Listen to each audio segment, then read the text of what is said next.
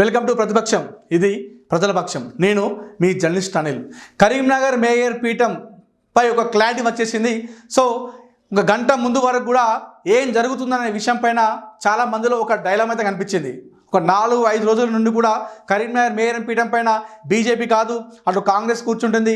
Congress party అధికార party కొన్ని మంత్రాలు జరిపింది. అటు బీఆర్ఎస్ ఎంఐఎం అందరి పొత్తుతో కరీంనగర్ మేయర్ పీఠం పైన కూర్చోలని చెప్పేసి వాళ్ళు చాలా మాస్టర్ ప్లాన్ వేసినప్పటికీ కూడా ఎట్టకేలకు బీఆర్ఎస్ పార్టీ తటస్థంగా ఉండడంతో, న్యూట్రల్గా ఉండడంతో బీజేపీ పార్టీ మేయర్ పీఠం పైన కూర్చోబోతుంది. ఎస్, ఎవరైతే ప్రజలందరూ కూడా 66 డివిజన్లలో 30 మందిని గెలిపించి అతిపెద్ద పార్టీగా నిలిపినటువంటి ప్రజలు ఎవరైతే నిలిపారో ఆ బీజేపీ పార్టీయే ఈరోజు కరీంనగర్లో మేయర్ పీఠం పైన కూర్చోబోతుంది. సో మరికొన్ని నిమిషాల్లో కరీంనగర్ మేయర్ పీఠంపై, కరీంనగర్ మున్సిపల్ ఆఫీస్ పైన, కరీంనగర్ బల్దియాపై కాషాయ జెండా ఎగరబోతుంది.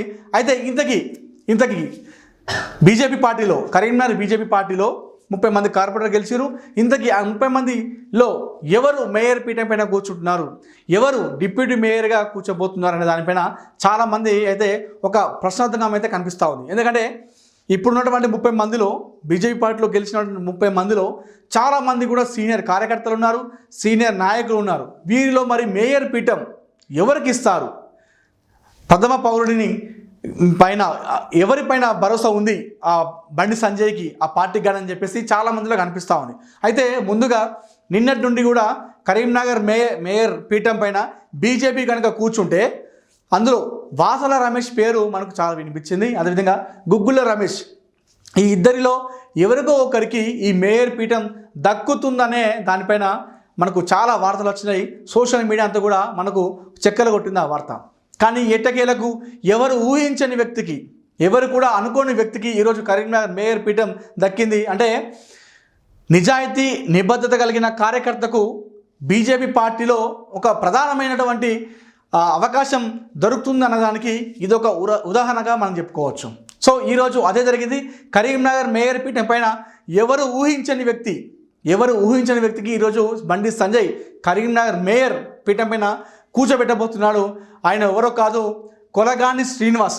కరీంనగర్ 2వ డివిజన్ కార్పొరేటర్గా ఉన్నటువంటి కొలగాని శ్రీనివాస్ ఒక యువకుడు. 2 దశాబ్దాలుగా 20 సంవత్సరాలుగా పార్టీనే అంటిపెట్టుకొని బండి సంజయ్కి అనుసరుడిగా ఆ పార్టీలో ఎన్నో రకాలైనటువంటి సేవలు అందించారు.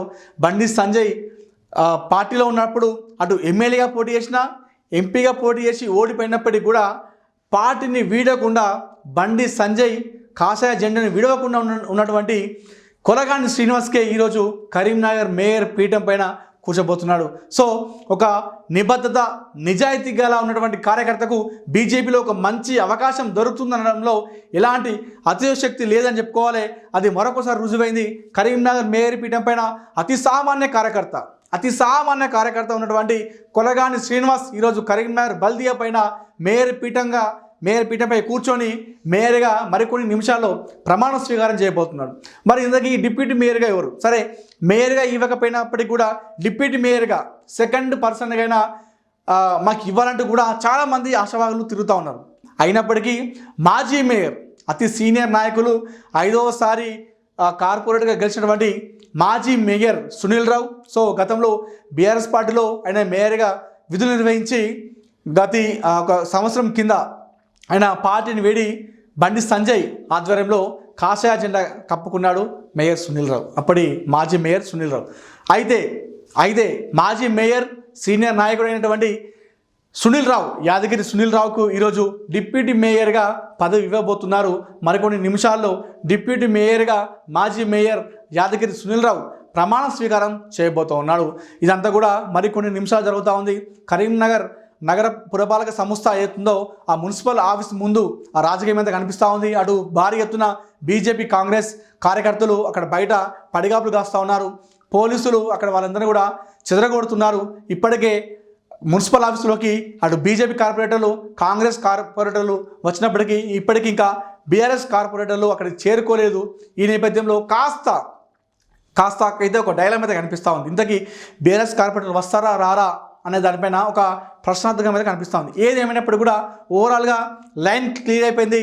కరీంనగర్ మేయర్గా అటు బీజేపీ పార్టీయే కూర్చోబోతుంది. కరీంనగర్ మేయర్గా అతి సామాన్య కార్యకర్త 2 దశాబ్దాలుగా కాషాయ జెండా వీడకుండా, బండి సంజయ్ని వీడకుండా బీజేపీ పార్టీకి ఎన్నో సేవలు అందించినటువంటి యువకుడు కొలగాని శ్రీనివాస్ ఈరోజు కరీంనగర్ మేయర్గా ప్రమాణ స్వీకారం చేయబోతున్నాడు. డిప్యూటీ మేయర్గా మాజీ మేయర్ యాదగిరి సునీల్ రావు ప్రమాణ స్వీకారం చేయబోతూ ఉన్నాడు. సో అటు బీజేపీ పార్టీలో చూసుకుంటే ఇప్పుడున్నటువంటి రాష్ట్రపతి, ప్రధానమంత్రి కావచ్చు, గవర్నర్లు కావచ్చు, ముఖ్యమంత్రులు కావచ్చు, ఎంతోమంది కేంద్ర మంత్రులు కావచ్చు, అందరూ కూడా అతి సామాన్య కార్యకర్తలే. ఈరోజు ప్రధానమంత్రి నరేంద్ర మోడీ అక్కడ కూర్చున్నాడు. ద్రౌపది ముర్ము అతి సామాన్య కార్యకర్త, తాను కూడా బీజేపీలో ఈరోజు తాను ఒక బాధ్యతాయుతమైనటువంటి పోస్ట్లో రాష్ట్రపతిగా ఉన్నారు. అదేవిధంగా బండి సంజయ్ కేంద్ర మంత్రి, అతి సామాన్య కార్యకర్త, బీజేపీలో అతి చిన్న కార్యకర్త. ఈరోజు ఆయనే పెద్ద స్థాయిలో కేంద్ర మంత్రిగా ప్రస్తుతం విధులు నిర్వహిస్తూ ఉన్నాడు. అంటే బీజేపీలో చిన్న కార్యకర్తలు కూడా ఒక పెద్ద స్థాయిలో మనకు పేరు ప్రఖ్యాతలు సంపాదించుకోవచ్చు. కష్టపడితే బీజేపీ పార్టీకి సేవలు అందించి పార్టీలో కష్టపడితే దానికి రిజల్ట్ ఎలా ఉంటుందో మనం ఈరోజు బండి సంజయ్ని, అదేవిధంగా ఈరోజు మేయర్గా ప్రమాణ స్వీకారం చేయబోతున్నటువంటి కొలగాని శ్రీనివాస్ని చూస్తే మనకు అర్థమైపోతుంది.